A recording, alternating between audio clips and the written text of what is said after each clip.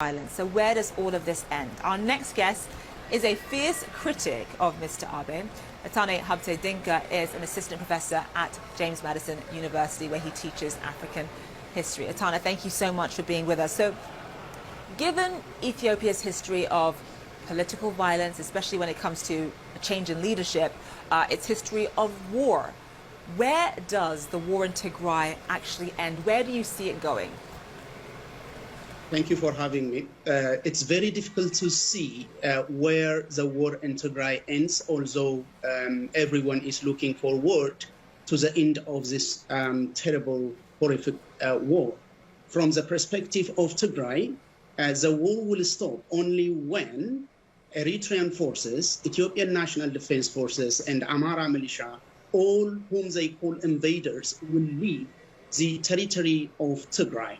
From the perspective of Ethiopian government, this war will stop only when it's made sure that TPLF is not only dead, but also buried.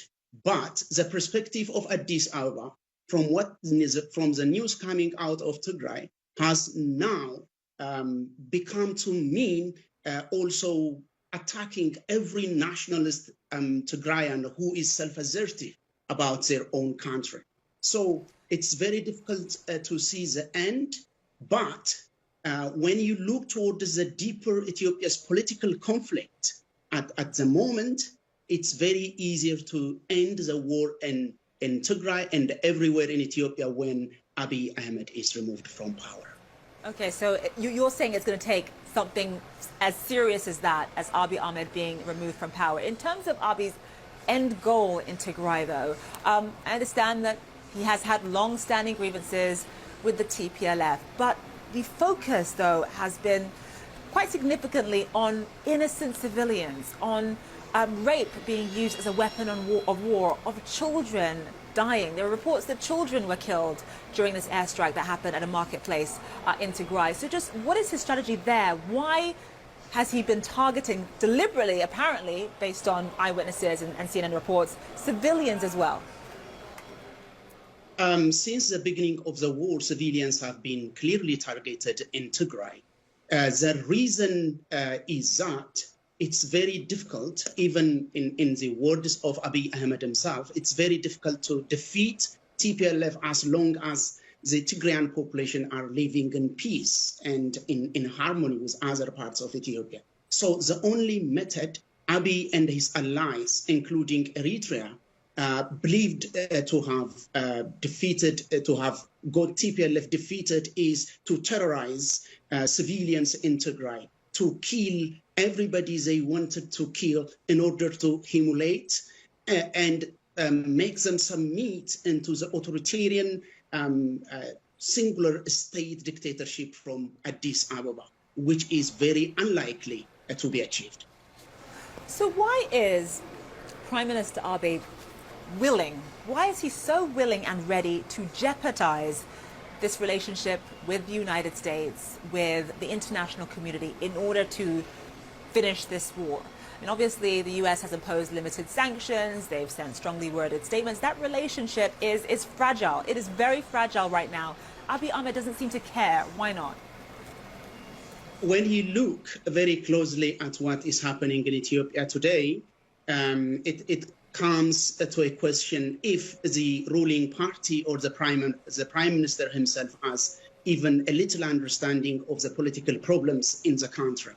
The deep political contradictions in Ethiopia could have been addressed the way a number of political oppositions have proposed, the way a number of Ethiopian opposition and intellectuals have proposed.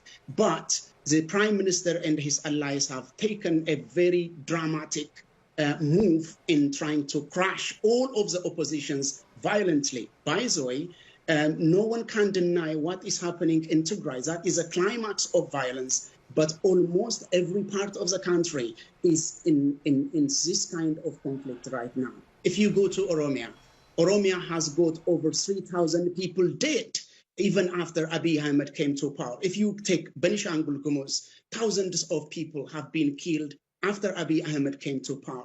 Abiy believes that he could destroy all of his opponents through violence, and he can rule the country at gunpoint. So that is what speaks to the measures that international community, including the United States, is taking against him. Let me ask you this, though. Given the history of violence, given that transition of power in Ethiopia is synonymous with brutality, with violence, with the barrel of a gun, what sort of reforms are needed? Because the country is clearly very divided along political lines, also along ethnic lines as well. What sort of reforms are needed to make sure that this cycle, this perpetual cycle of violence we see in Ethiopia every few years comes to an end? The type of reform needed for Ethiopia have been very clear since 2018. That the type of reforms that Ethiopian peoples, the majority of Ethiopian peoples and nations want to see, is a consolidation of the existing multinational federal state, so that they will have more autonomy in governing their own region, not less. But Abiy wanted to reverse the existing multinational federal state arrangement. So the type of reforms the Ethiopian peoples needed is a consolidation of the existing multinational federal state, although there are some weaknesses in it. That reform can be achieved only by allowing a free political space, a fair a political competition within the country, as opposed to what the government is now doing. And Etana, we have to leave it there. We are out of time, my friend. But thank you so much for being on One World today. We'll be right back with more news after this quick break.